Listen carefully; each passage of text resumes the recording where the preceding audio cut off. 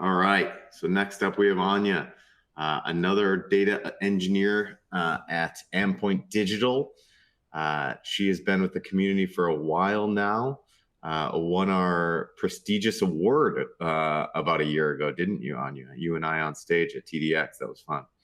Yeah, that was fun. Do you still have the shoes? Did you get shoes? I did. Yeah, I do wear them. I didn't only get them. I've worn mine a couple times as well. So without further ado, Anya, tell us about building an investment portfolio with Tableau. Yeah. Hello and welcome everyone to the DataDev Day. And I hope you have been enjoying the sessions that were happening before. And today, as was presented, I'm going to talk about how to build an investment portfolio optimization tool in Tableau by using Python and specifically table extensions functionality. So let's see. You should be able to see my slides. And today, we're going to talk about this tool from different aspects. So I want to start with telling you the story of how I actually came across this idea first and how I tried to build this tool about 3 years ago, when the functionality of working with Python and Tableau was not very developed as it is now.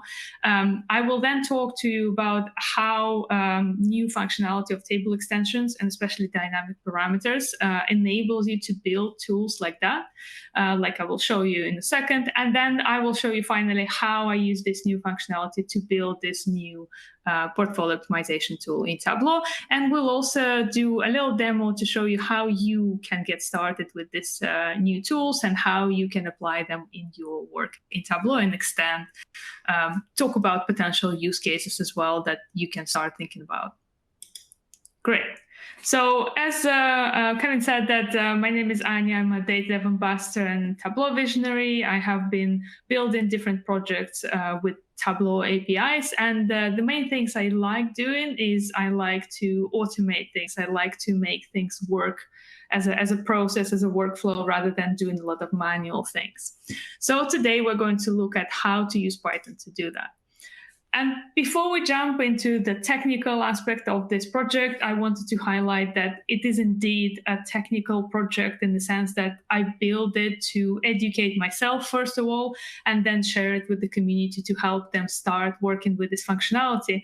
It's not a tool that I suggest you use to make actual investment decisions.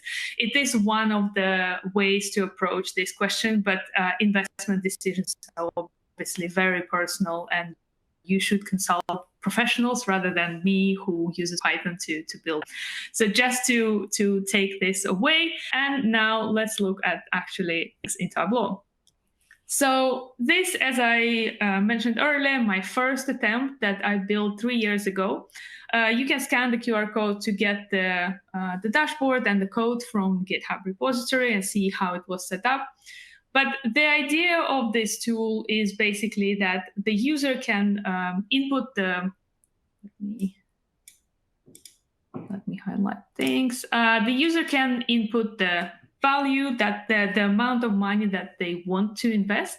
And then this triggers functions in Python script. And on the left and on the right side, you see the options for two different approaches that are frequently used in optimizing investment portfolios.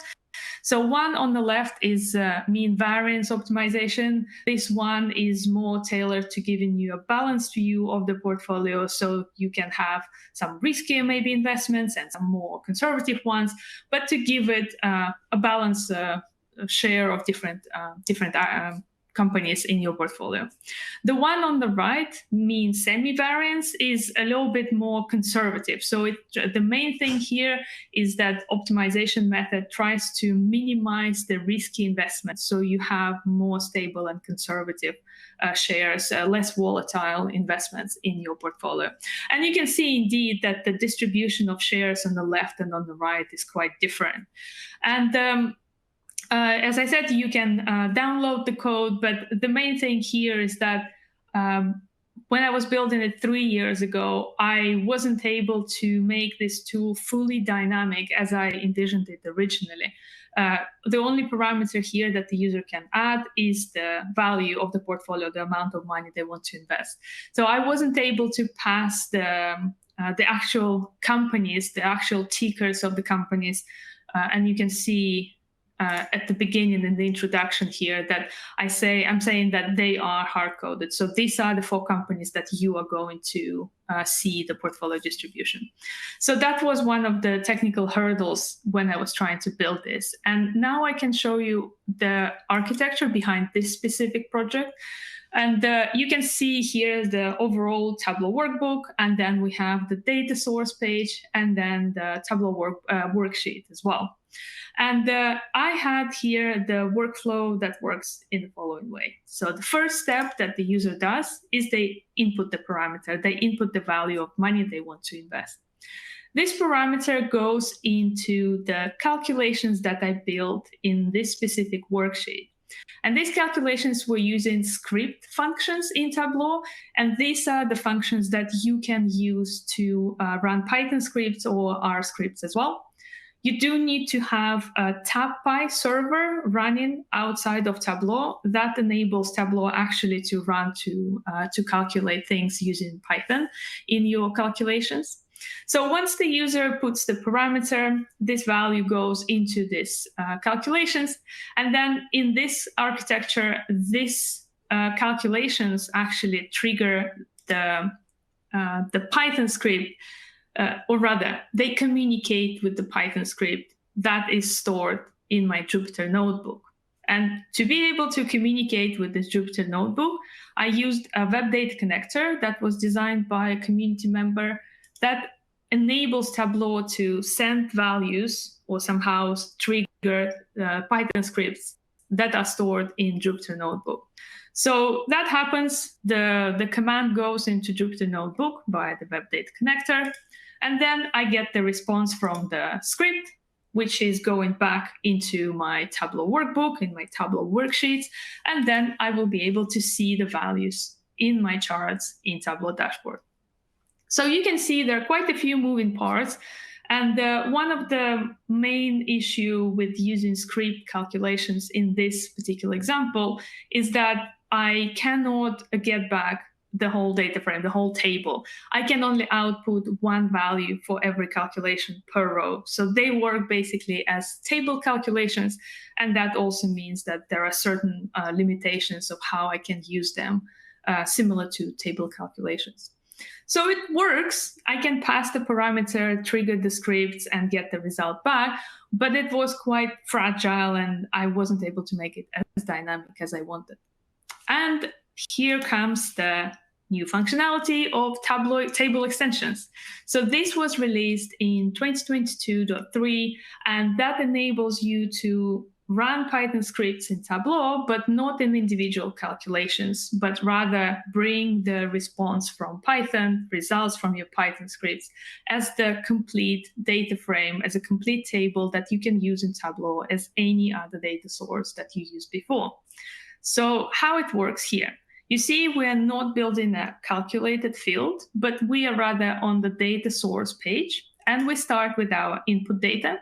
It can be any other data source that you want to use. It can be Excel, it can be connection to a database. Once we have our data, we bring the table extension object, and we can add script. So Python script can be added there. Again, just a reminder that when I say Python in this case, I do also mean R. So if you are more familiar with R, or if it fits your project better, you can also use R to in the same way to get this similar results. So we have our script, and then the same thing happens as I mentioned earlier. The script goes to TabPy, which is this server that enables Tableau to run Python, again, or R, and then we get the response back. And in this case, we're getting not one value, but we get the whole data source. And then it becomes just a normal data source that you can use in Tableau as any other data source. Right. And now we are switching to the most recent functionality that extended this using Python and Tableau even further, and that's the dynamic parameters that came in only just earlier this year.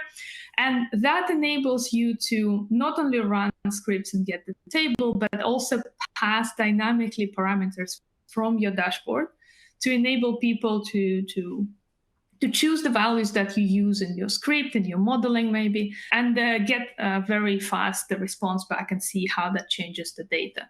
So in this case, instead of just using the any input data, we need to have custom SQL where we can pass the parameters. So that means that you would need to connect to a SQL database that enables this functionality Tableau. So you cannot just bring custom SQL option without being connected to a SQL database. Once you connected to it, you brought the custom SQL. You can either write your custom SQL and actually bring some data from the database that you can use afterwards in Python script, or you can just, how you can see on my screen, you can just use directly parameters that you have created in Tableau Workbook. I will show in the demo a little bit later how exactly you can do that. But you can just list all the parameters that you want to pass to your script. Then, as before, you have the script on the right, the parameters are going in. Then the process is the same. You pass the parameter to TabPy, you get the results back, and then you get the new data source. So you can see that working with Python and just other languages in general became really flexible, or becoming even more flexible than it was just 3 years ago. So it was there were quite a lot of changes and really exciting updates. So now, once we understand how this functionality came in and what does it mean even for us, how can it improve our work, let's see actually how I improved my project that I designed 3 years ago, now that I have this functionality with dynamic parameters. So here is the dashboard that I designed, taking all this functionality in. Again, you can scan the QR code to get to this version of the dashboard with all the code and a little bit of documentation. I will also share the link later as well, so don't worry if you missed that. Again, the dashboard is very much the same. You can see the one of the methods is described on the left, the results of the other one described on the right. Very, very similar. You have all the details if you want to dig deeper in terms of how actually the methods are calculating and trying to optimize your portfolio. But the main thing here is, as you can see at the top, we have not just one parameter, but we have 6 parameters that our users can use to pass one of the 4 companies that they want to invest, pass the value that they have that they would like to invest, and then also they want to specify if they want to have a specific minimum target return for the overall portfolio. So you can see quite a lot of features, quite a lot of values in the script that they can update to get different results and see how it works. So this is a dashboard. I will show in a second live version how it works, but I just wanted to give a little bit more details into the architecture behind it. So this is how this current version is set up. Again, I'm starting here with parameters on the right side in my worksheet. And you can see, as I mentioned, I have 6 different parameters here. So I can change all of them. I can change just one and see how it works. Once I do that, these parameters are passed to my custom SQL. And this custom SQL then triggers 2 data sources, 2 data frames. Again, it's passing, we pass parameters to Python scripts. These are all table extensions. They communicate with the TabPy server, and then they get the result back. Here, I'm using a Python library to get daily market data from this library via this library from Yahoo Finance API. So I don't even have any starting data set in this case. I'm always getting the data updated from this API. and then I get the data passed into my worksheet. But here it is, this data is coming from a data source, it's not coming from individual calculations. And I want to highlight one thing here, one approach I took in this case. You have heard earlier introduction to the mother DAC and the DACDB technology, but here I wanted to show how I used it to enable the custom SQL functionality without actually having a full-fledged SQL database set up and connected. Part in the second step of the workflow of the architecture, I'm using DACDB specifically to enable this custom SQL functionality. I'm not bringing any data from this database, and you can have DACDB as a hosted hosted database somewhere in the cloud, like using Mother DAC. But you can also just have a local file with your database, very small local file that you can directly connect to in Tableau. I can show in a second how to do that. And then you can use that to get the custom SQL functionality and then enable these dynamic parameters in Tableau table extensions. So that's kind of a little trick that I did here, a little hack to quote Timothy from the previous presentation. And that enabled me to really create this dynamic iterative process for the end user in this tool. Right, so I showed you the theory behind this dashboard. Now let's see how it actually works. And we can see whether it works, whether changing parameters will update the values. Right, so now you should be able to see my screen. Yeah, I think that all works fine. And that's the dashboard that I just walked you through. That's the recent iteration of this dashboard. And you can see that I have these parameters here at the top, which I can play around and see how it changes. So at the moment, I have Amazon, Bookings, Home Depot, and Tesla as companies. And I have portfolio value. I'm ready to invest $10,000, for example. So now I would like to maybe change Amazon to something else. So I want to see if I have Caterpillar, what does it make to my portfolio? So once I change the parameter, you see the dashboard updated. So I have 2 Python scripts in the back that took this new parameter, that reran the data, recalculated the 2 different methods of optimization and gave me back the result. So if I look at the version on the left, the mean variance optimization, I can see that because it's trying to balance risky and less risky investments, I do have a split between Tesla and Caterpillar. And on the right here in this bar chart, I can see how many shares it actually suggests I should buy and how much it will be based on the amount of money I'm ready to invest. And on the right, the mean semi-variance, it's taking a little bit more conservative approach. And I guess Tesla shares were a little bit volatile. So it's trying to say, well, maybe you should buy fewer shares by Tesla, but then invest more in, say, Home Depot, which is a little bit more conservative approach. I can also say, well, I don't maybe want to go to Home Depot. Maybe let's go to something more fashionable like GameStop. I changed the third company I want to invest. And we can see that, again, the methods were calculated and I see different share allocations. If I also change the portfolio values, say I have 35,000 instead, that changes just the number of shares that I can buy, the number of shares that I can buy rather than the whole allocation, because the total value of portfolio doesn't really impact the allocation shares. Though it's suggested to buy 3 shares of Booking here. Okay. So now I want to show you something interesting. If I leave the full screen, you can see on the right side now the view of my terminal. So you can see the previously run iterations of my Python script. So if you have some kind of print statements, or if you are interested in seeing how the models are recalculating, because they sometimes give you quite a verbose response, that's a very nice way to track how it works. So if I say change my company to eBay, for example, again, the script will rerun and you will see, of course I scroll to the top, so that doesn't work. That doesn't look interesting. So let's try again. If I go to Duolingo, you can see that the script does run.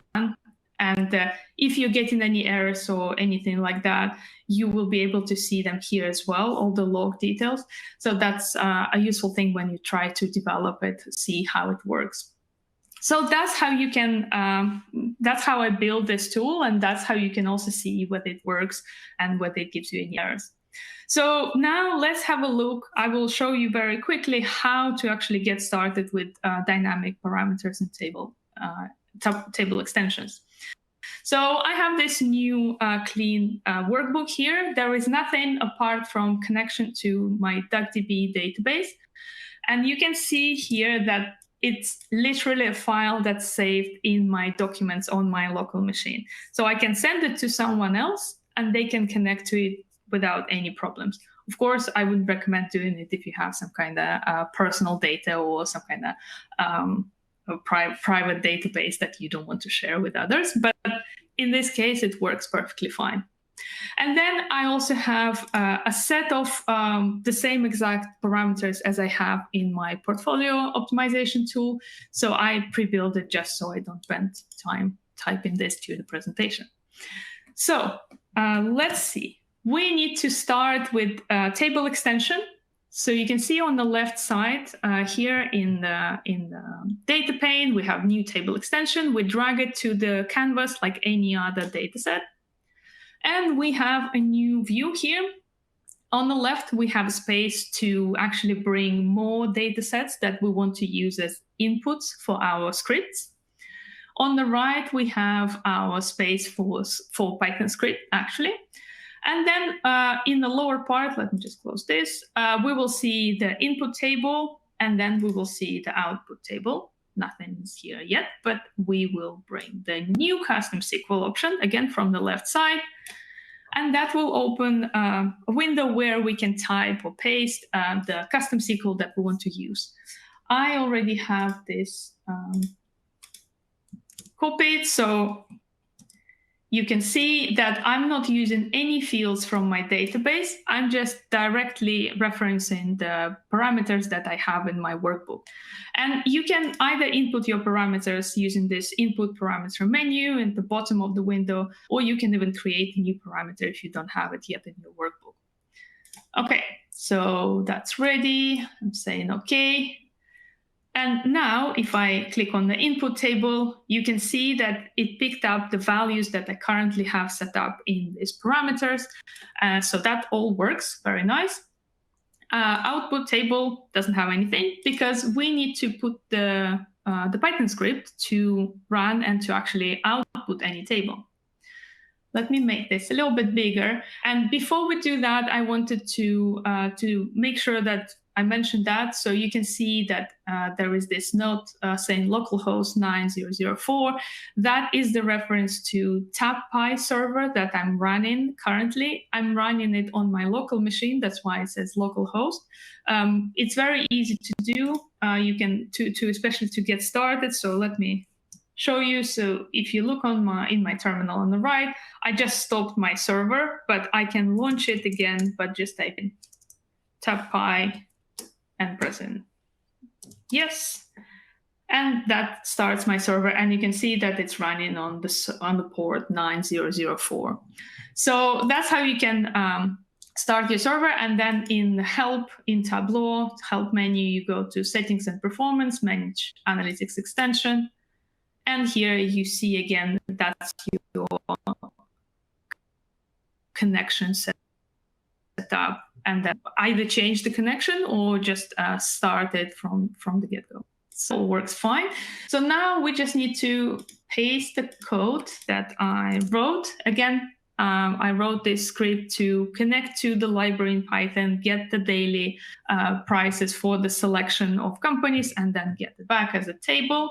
So before I click apply, I just want to go to the output table section in the lower part so we can see how the data appears. I click apply. And the data, you see on the right in the terminal, my script was running, and the output table now gives me the nice view of the daily prices. So when I close this window of table extension, it appears just as any other data set in Tableau. So you can join it to other data sets, you can use it on its own, so whatever you need to do. And if I just want to quickly show you how to bring the values, like again from any other data set. So if I bring the ticker field, I can see the selection that I currently have in my parameters. If I want to change, say Pfizer to Johnson & Johnson, you can see that I get the result. Johnson & Johnson is actually double, so that's why I get 3 tickers back. So let's see, maybe Oracle. That should bring me the Oracle ticker here as well. And then obviously I can bring the values for my prices and see, for example, the average one. Yeah, so that's, you see that works absolutely fine, quite quick, especially because I'm not bringing that much data, but you need to be careful if you do work with a lot of data, that might be a little bit slow. So really depends on the use case. So that was our little demo. And now I'll go back to my slides to finish the presentation. Let's see. Yeah, so you should be able to see the slides again. I hope that a lot of the technical things that I showed were not too complicated, especially to get started with. It might look a little bit intimidating to begin with, but believe me that with a little bit of digging around, you will be able to see that you are able to build table extensions. It's not as bad as a nuclear reactor. And just to talk about a little bit in the conclusion about different use cases that I was thinking about. So of course, like I was showing, you can use this to do some complex modeling, like optimization of different processes, of different approaches, whether to investing or some other things, running some statistical modeling, or even doing the epidemiology analysis in Tableau. You can do network analysis. One of the things I thought would be cool as well to use this table extensions functionality if you have some kind of internal APIs in the company that you just want to track for some small use cases and set up alerts even. And just use it to create quickly some POCs for new data sources and understand how you can model them better for Tableau. And there are some useful resources. Correct me if I'm wrong, Kevin, but I think that the slides will be shared, so you will get access to these links, but I'm also happy to share them in the Q&A afterwards. The shout out to the Tableau developer program. If you want to learn more and you want to interact with other developers, it's a great place to be. So if you're not a member, please join. And if you missed this QR code, there's another one to download the dashboard and the code that I showcased just earlier. Otherwise, I'll check the QA session if there are any questions, but thank you very much. And okay. Great job. Yeah, we have actually this is fantastic. Some time.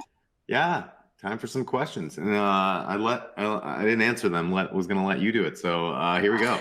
Oh, perfect. Yeah. Okay. Dynamic parameters. Do they work on Tableau Server or Tableau Cloud only?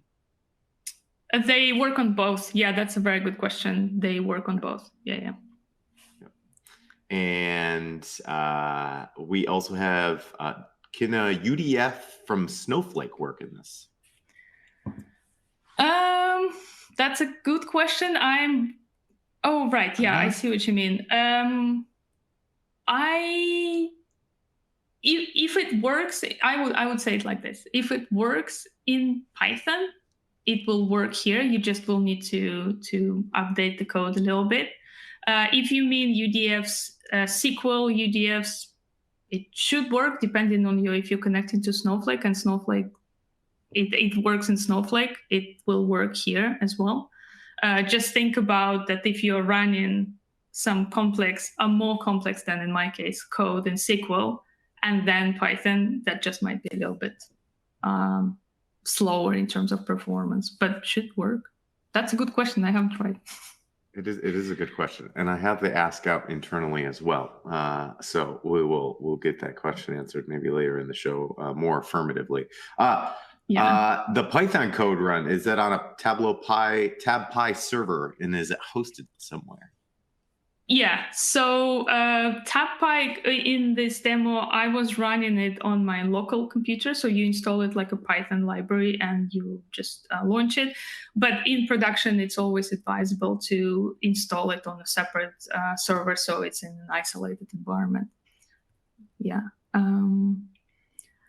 And I see there's one question about the sandbox. So that's about joining Tableau developer program. As a part of your developer experience, you get access to the sandbox where you can play with all the functionality that I was talking about, and the presenters before and after me, I guess, will talk. So do join. And we had a couple more come in. So Amal asks, could you summarize what makes the third architecture more performant than the first two? There are just two. So the first one used the web data connector, and the TabPy. So you have to manage two servers, which can be slower and also just more complex in terms of maintenance. But also you weren't able to get the complete data frame, data table in the first example. In the second example, you get it and it works as a normal data source. So that's the difference. There is a question: if the TabPy gets the desired data, then what is the use of Hyper API? Great question. Hyper API is great because if you want to store the data and it's a lot of data, Hyper API is the way to go. Table extensions here are used to connect to an API and very quickly iterate and get new updated calculations from your models. I would not recommend if you have A, a lot of data, and B, if you want to store it and connect to historical results, then that might be a better job for Hyper API. Agreed. Thank you so much. Okay. Anya, everyone, thank you again. I appreciate your time, and I know it's late for you as well. So thank you for joining. Thank you, and enjoy the rest of the DataDev day. Thank you.